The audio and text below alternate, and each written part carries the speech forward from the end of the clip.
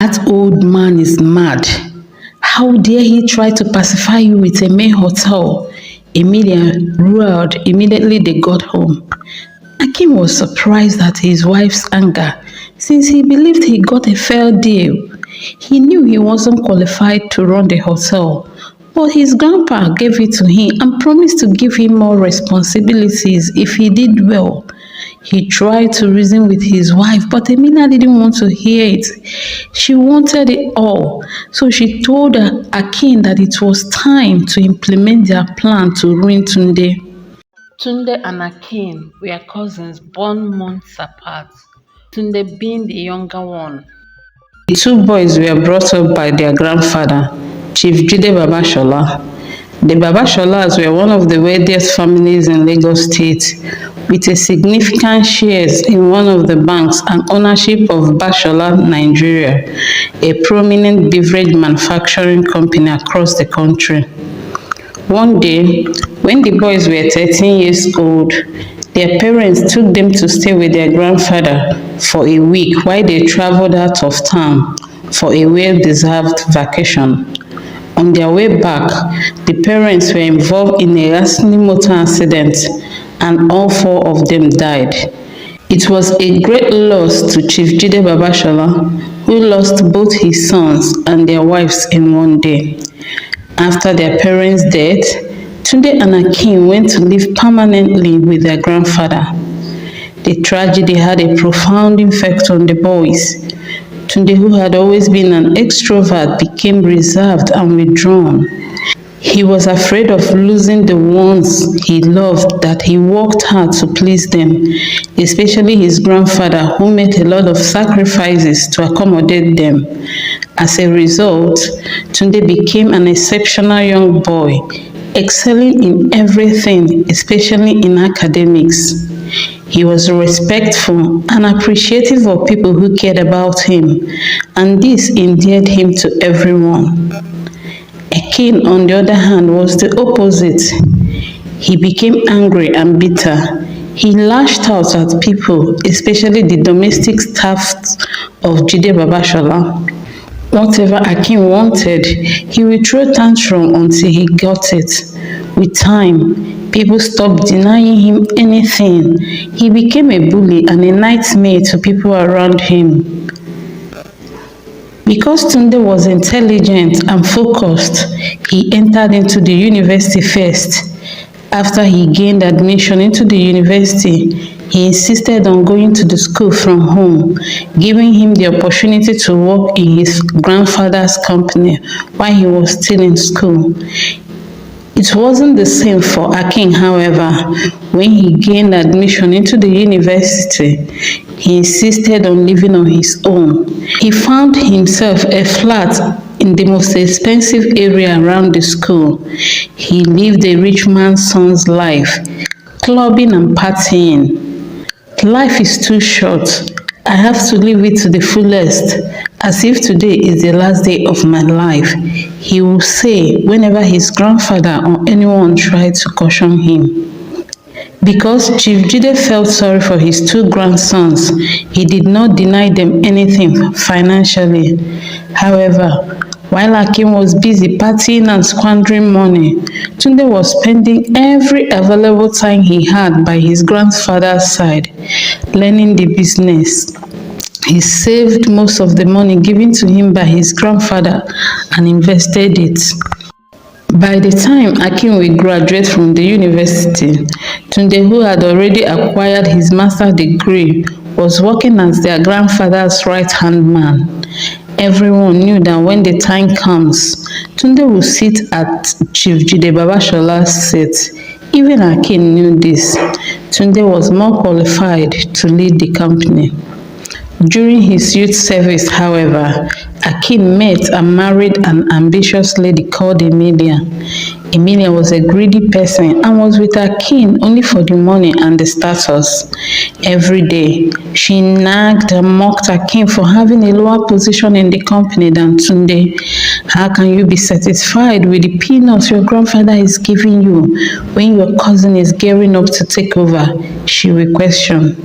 Several times, Akin Akin tried to explain to her that Tunde had been working in the company for years and knew every aspect of their business. Therefore, the obvious candidate to take over, but Emilia did not want to hear it. He scolded Akin for being less ambitious. Listen, my love, you must do something before it is too late. You have to stand and claim what is rightfully yours.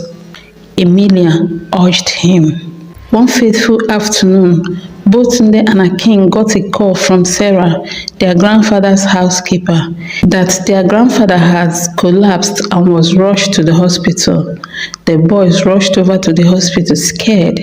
Their grandfather was the only parent they've known for years, so they were afraid of losing him. When they got to the hospital, their grandfather had regained consciousness. "How are you, Grandpa?" they both asked, anxious. The man assured them that he was okay. It wasn't something serious. However, the doctor informed them that their grandfather needed to slow down. It was time for him to retire. After all, the man was 69 years old. When Emilia heard that Chief Jude was going to retire, she urged Akin to make sure he was the only one qualified to take over. When Akin stated that it will never happen because Tunde was more qualified, Emilia came up with a plan to ruin Tunde's reputation. Akin tried to resist his wife's pressure, but in the end, he succumbed and agreed to destroy Tunde. After Chief Jude, Babashola was discharged from the hospital.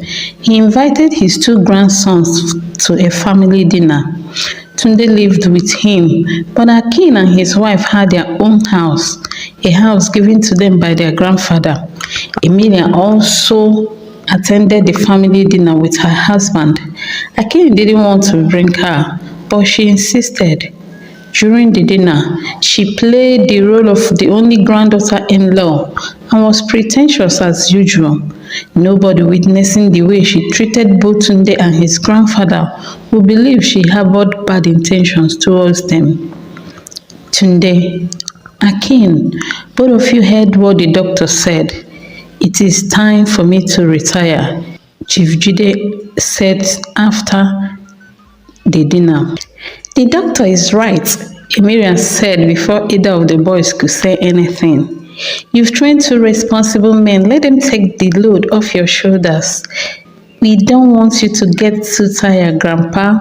We still need you very much, she gushed, playing the role of a loving and caring granddaughter-in-law to the letter. Akin agreed with his wife that it was time for their grandfather to retire. It was then Chief Jude told Akin that since it hadn't been long he joined the company, he was going to promote him to be the manager of Ultra 7 Hotel. The hotel was one of the best 7-star hotels in the city. His current manager had put in his resignation letter because he wanted to relocate abroad with his family. So, Chief Jude Babashola was promoting Akin to manage the hotel. He also promised to add more responsibilities to Akin once he had proven his ability. Thank you, Grandpa. Congratulations, darling, Emilia said, clapping and pretending to be happy. Akin thanked his grandfather too. He was happy that his grandpa was giving him the opportunity. After that, the old man announced that Tunde would become his successor.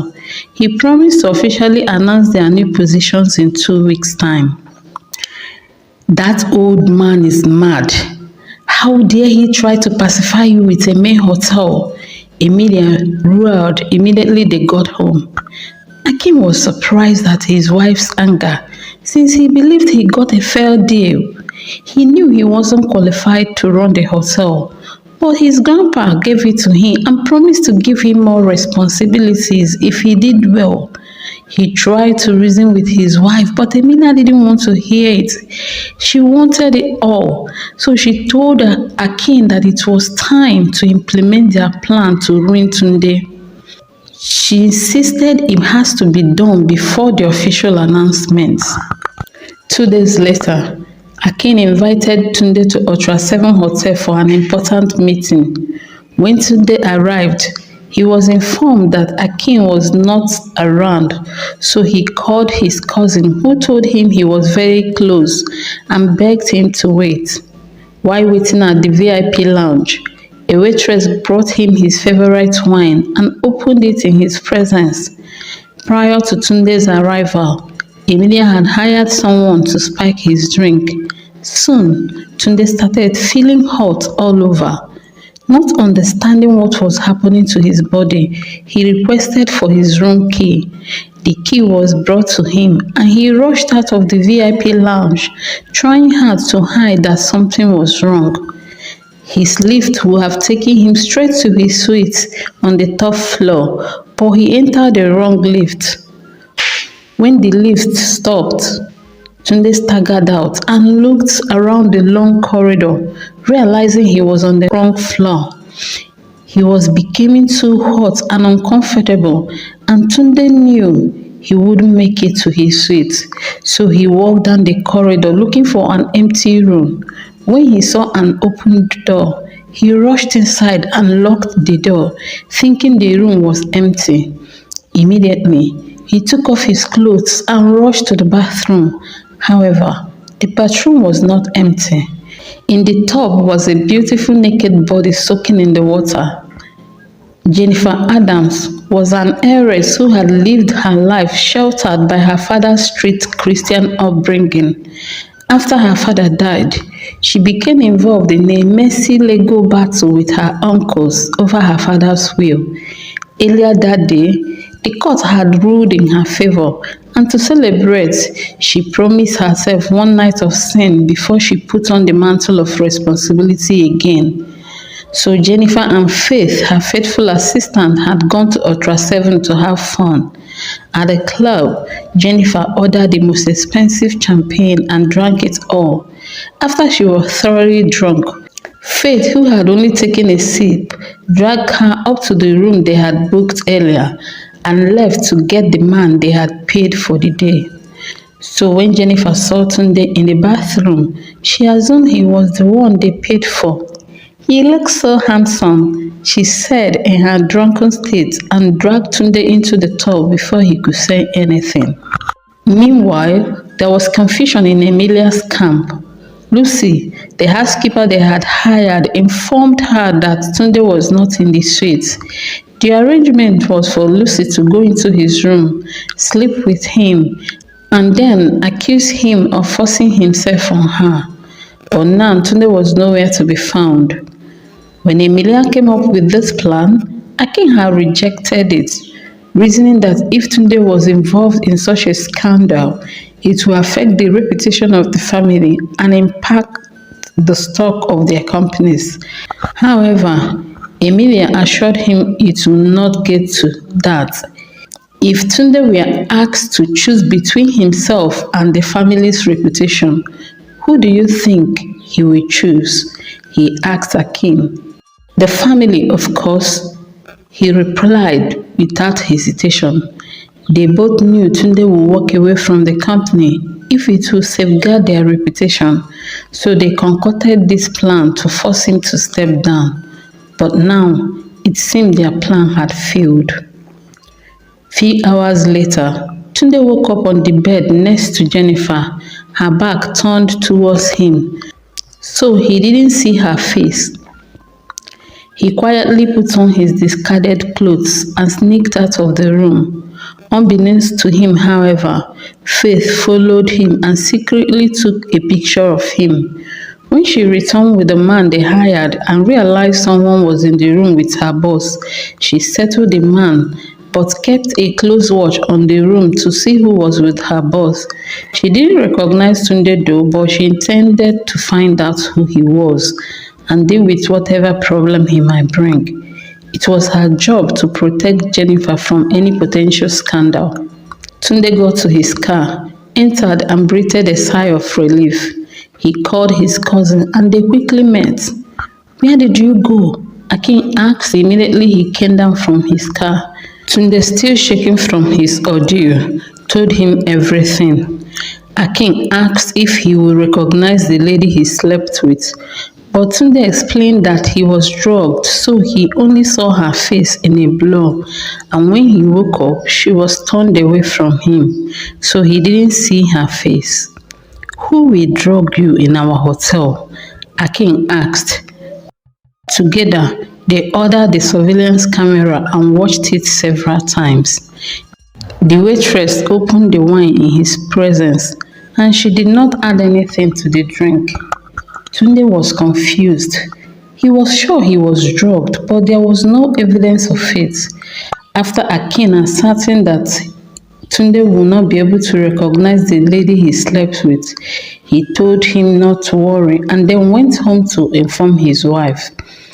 Emilia was overjoyed when she heard that Tunde wouldn't be able to recognize the lady he slept with. Immediately, she called Lucy and informed her that their plan was still on. Emilia told Lucy to claim that she was the one Tunde slept with. She was to claim that she had just finished cleaning and was taking a quick shower when Tunde barged in and forced himself on her. Akin was reluctant, but his wife insisted it must be done. After Emilia explained everything to Lucy, Lucy went to the manager and reported that Tunde had forced himself on her. The manager was shocked. Tunde was his boss and everyone liked him. He was well respected by all. The manager pleaded with Lucy not to say anything to anyone. Then he called Akin, who expressed shock at the accusation. He pretended to beg Lucy, who, as their per arrangement, kept insisting that she wanted justice. The matter was brought before Tunde and their grandfather. Chief Jide was disappointed. Tunde tried to defend himself, saying he was drugged, but there was no proof of that. He begged Lucy for forgiveness, but she was adamant that she wanted him to be jailed. Chief Jide offered her money, but she refused, swearing that she would take her story to the media. Tunde knelt and begged her in tears. I will gladly go to jail if there is any way we can achieve that without the story coming out.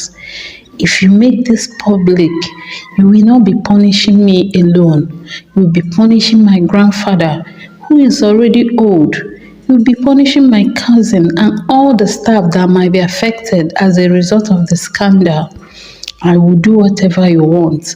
I will marry you if you want me to, but please, don't tell anyone about this. Everyone begged Lucy, including Chief Jide.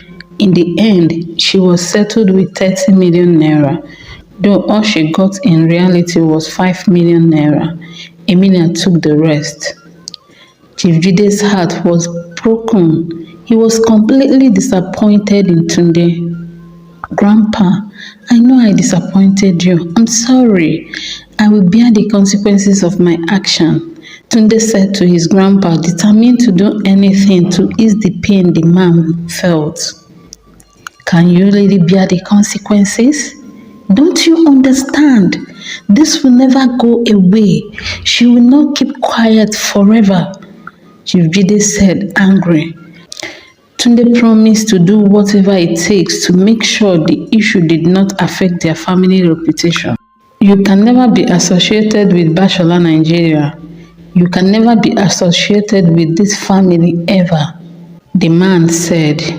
And Tunde agreed to go away, change his name, and never contact any of them again. What about the company? The old man cried out. What about me? Who will take care of me? Who will take care of the company? He screamed at Tunde.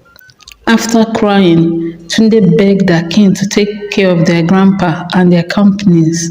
Then he took few of his things and left the mansion. It was a sad day for the Babasholas. The only person happy about the outcome was Emilia. Now that Tunde has been disowned, it meant everything Chief Jide has would be theirs. However, Chief Jide did not name Akin his successor. The day after Tunde was gone, he announced that Tunde has gone abroad to study. He also announced that Akin will take over the management of Ultra 7 Hotel, but the man remained the chairman of both their bank and their company. Emilia was furious. She couldn't believe that things remained the same even after she kicked Tunde out.